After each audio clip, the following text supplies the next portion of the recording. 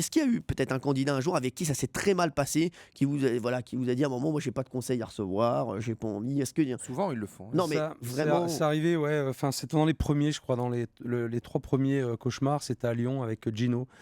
Ah, c'était chaud. Ça a été chaud. On s'est expliqué dehors et je lui ai fait, comprendre je tartais la gueule. Non, même pas, mais que bon, j'étais là aussi pour l'aider, mais c'était chaud, c'était tendu, très tendu. Il y a une vraie tension physique. Est-ce que quand même il y a eu des choses qu'on pouvait pas diffuser, ou là d'un seul coup il y a eu des coups portés? Il y a juste un mec qui s'est pris une omelette norvégienne dans la tronche.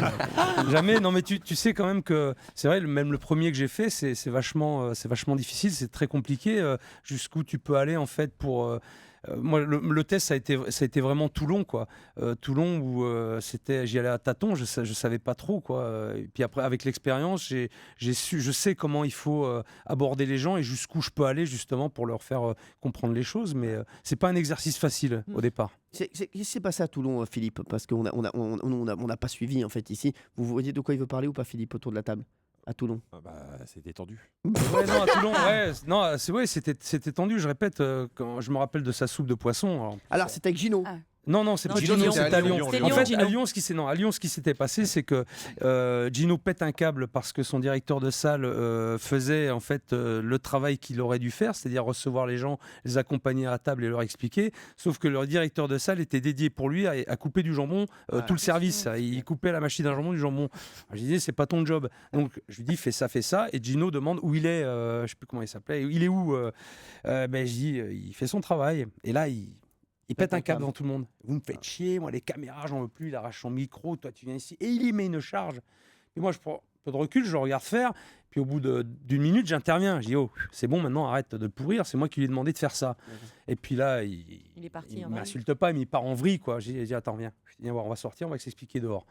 J'ai dit, écoute, j'ai dit un truc, Gino. Je dis, moi, je suis venu ici pour t'aider. Tu vois, j'ai laissé mon fils qui est en vacances. J'ai traversé la France pour venir te voir. Alors, je vais dire, ta gueule, j'en ai rien à branler. Parce que moi, si ça continue comme ça, je reprends mon équipe et on se tire. T'as bien compris? Alors, je dis, tu remets ta fierté dans ta poche, t'écoutes ce que je te dis, et puis ça va le faire. Ouais, mais juste, tu me parles pas comme ça, je suis pas Gino. Juste le mentin. Non, mais. Je te le dis, je suis pas Gino, moi. Ouais, mais vous avez besoin de nous faire remettre un peu d'équerre.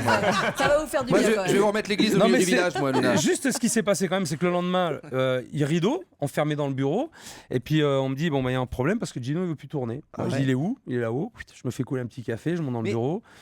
Et puis je lui dis, tiens, on dit pas bonjour le matin qu'on arrive. Ouais, mais je viens de me faire pourrir au téléphone. J'étais avec un client, mais j'en ai rien branlé, c'est ton problème. C'est pas le nôtre, c'est pas notre problème. Puis on a parlé pendant 45 minutes. On est parti du professionnel où globalement j'avais des réponses à chaque question qui se posait ou chaque problème. Et après on est venu un peu plus sur l'intime. Donc ça c'est souvent du off qu'on fait mais qu'on ne montre pas. Puis au bout de 45 minutes, je suis sorti de là, il m'a suivi, puis on a fait le tournage. Ça s'est bien passé. C'est de la discussion et c'est vraiment, comme je dis, c'est de l'humain, c'est du rapport humain et la compréhension de l'autre. Je sais, moi qui ai beaucoup travaillé avec le grand frère Pascal, je comprends tout à fait ce que vous ressentez également, Philippe. Mais Philippe, quand vous égorgez des candidats, est-ce que vous avez des plaintes des familles? Vraiment. On a dit qu'on ne montrait pas ça. Philippe, allez.